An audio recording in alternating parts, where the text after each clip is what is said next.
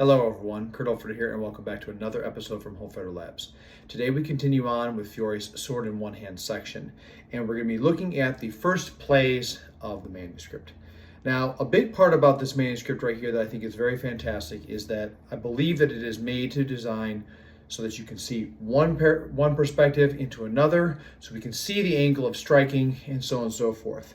The plays in which I am doing right here are, again, you're going to see how the previous image might have made the second image that we're talking about countering here. And also in this one right here, I have some thoughts in regards to some of the transparency that we see with the blades at the crossing of the sword. And we're going to explore all this right here, as well as to why I think it's that way, and some other things that potentially may be coming with that. But with that being the case here, let's get into it. Okay, so this right now, we're going to be looking at how the first covering within the sword in one hand, and mind you, I'm using, in this case, arming swords, but again, like I talked about in previous weeks, it could be something like this right here. This is a sword that is meant for one or two hands. So regardless of what tools in the hand here, the plays are essentially carrying across. For space of what we have right here, I'll be utilizing an arming sword. I may transition in here just for some of the other places so people can see it. But right now, ultimately here, please understand that I don't think that the sword in one hand is a one-handed sword. I think that it is a sword that's being utilized in one hand. So just understand that being a piece right here. The image shows this right here in regards to the play that we're talking about. And before we get into this, I want to look at the one image we saw a couple of weeks ago in regards to this position right here. Constantly, the one position is so very good to maintain and take. Come 100, I'll mess you up. Interestingly enough here in this play, if you look back and forth between the two of them, I'm going to flash it right here, the first image right here of the person in position, and then also into the second one, we might see something here that's quite interesting. So in this case right here, my right foot is forward, right? So if I am to take out and assume the position of that position that we see that is a good posta for the sword in one hand, I'm right here. If you look at the second image, where the person now is crossing and they're being defeated, we see that the left foot's forward.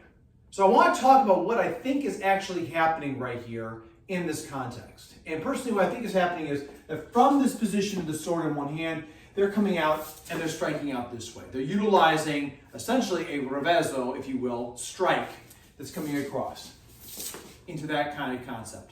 In that case, my left foot is forward here, just like the image shows, the guy's hand's like this right here, the sword's in place. Because otherwise, if we're just talking about passing forward with this right here, then this might be what the context is. But because we saw the position, now we're learning how to fight out of the position and how to defeat the position, okay?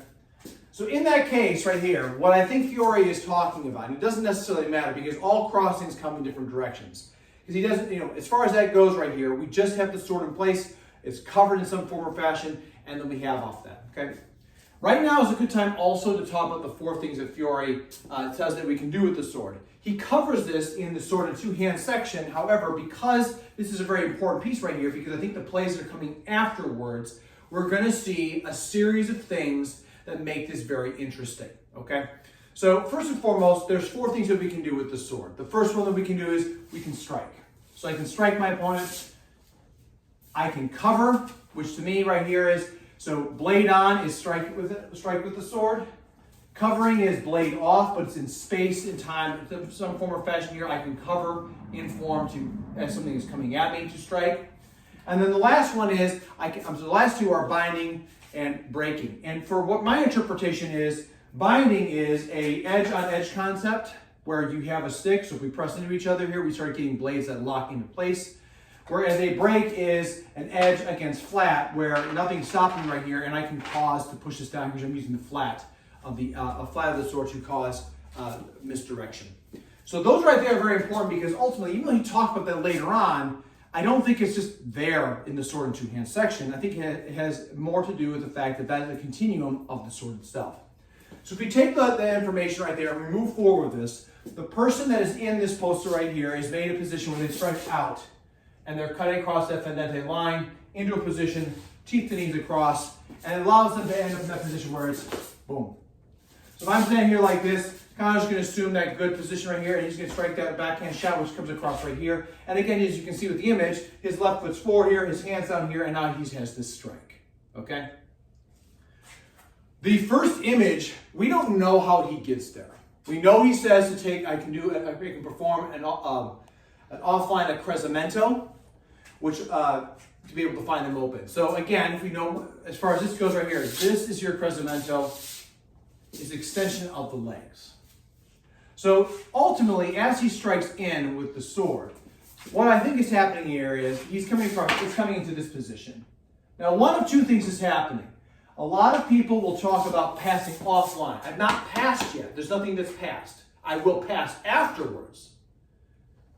But the first thing's happening here is I'm meeting this blade and then coming in. That's the option we have right here. So if I perform that, I perform an offline accrescimento, and to me, Fiore is telling us to go into the blow. Because as that strike's coming down into that teeth and knees concept, in this case right here, if I have made the crossing properly, well, in this case, I've made a breaking concept, which allows for me to slide across the edge, use my edge to coat across the flat, and then I can pass forward to have that strike, okay? So one more time here with this, he comes in, boom, in, right? I haven't moved my arm here at all. The image doesn't show that, but ultimately right here, why am I looking at this right here is because ultimately if we follow the footwork structure of coming across and then passing, I'm meeting this. And again, this is all based off of the image before to the image now. We're defeating that image before, okay? So that is if I break it. So if I break this shot, so I'm ending with a point inside, he comes up, boom, in, right? That's one variant we have here, which seems to be the more consistent variant that a lot of people will talk about. But here's the thing. So he's trying to strike me. I have made a covering mechanism that happens to be has a breaking operation in this situation, okay? So the next thing we're gonna do is we're gonna see how we can make this position in a way that allows us to cover into that spot, okay? So he comes in, cross, boom. Now we're in a spot here where I can't break, but now I'm in a bind. To make this position here, I then take his wrist and push him to the side here to have that strike. The bind locks it for a second here. So strike comes in. That's your action. Offline accrescimento as I make the cover. Boom. And now I moved into this. That angle, so you can see up front, again from here. If I come across blades coming in, I've struck here. That's what I'm doing. It doesn't matter. That's with nothing in the way here. Breaking the sword offline. So boom, boom. Coming into the blow. Offline accrescimento, into the thrust. If they stop me, there's the bind, sweep the hand, and now I have the thrust in which I can perform in there. Okay, so that's the very first variant of what we have here for the sword in one hand, and how we may be able to utilize between breaking and binding to cause the same kind of a shape right there, which allows us to clear the blade on one side or the other, but we still do the same thing of offline accrescimento against someone that's coming across this way. And from there, as we are still working to put that point up in line, we either put the point up in line, we can secure the hand, or we sweep the hand.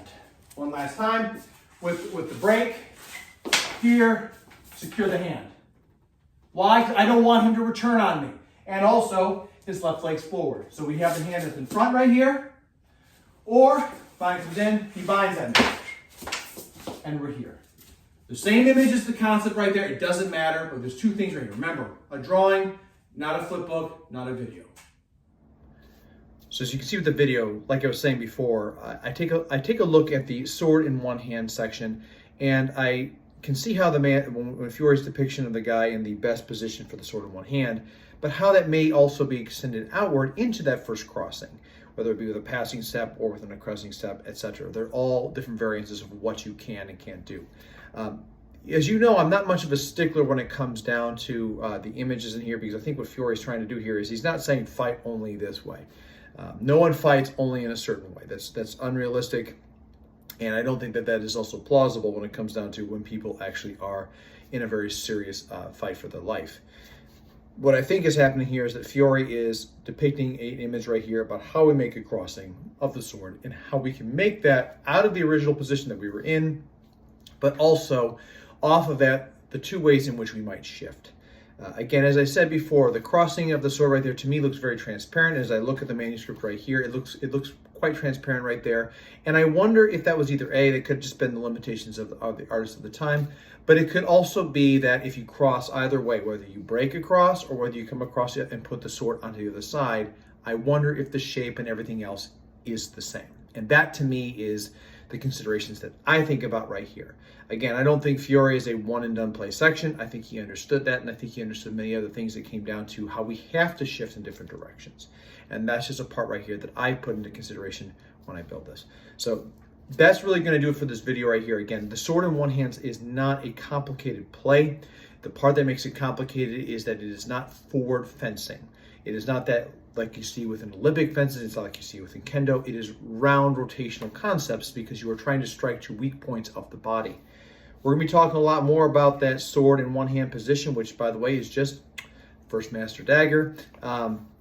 As far as the position goes here, we're going to be talking a lot about what that is right here, what it may not be, and also why the blade is retracted right here in that position gives quite a few options for us, but also plays in the mind, and we'll see that in later plays. So with that being the case here, that's going to do the video here. Thank you so much for tuning in. If you're new to the channel, please like, subscribe, share with a friend out there. Want to grow this right here, and it's not possible without viewers like you. And to my subscribers and viewers, thank you so much as always for the support, for the comments, for everything. Again, I want to make this as much of a place of discovery as it is for observation, and everything that you put out there is really wonderful, and I appreciate that. So with that being the case, everybody, until next time, please stay safe out there, train well, and fight on. I'll see you all soon.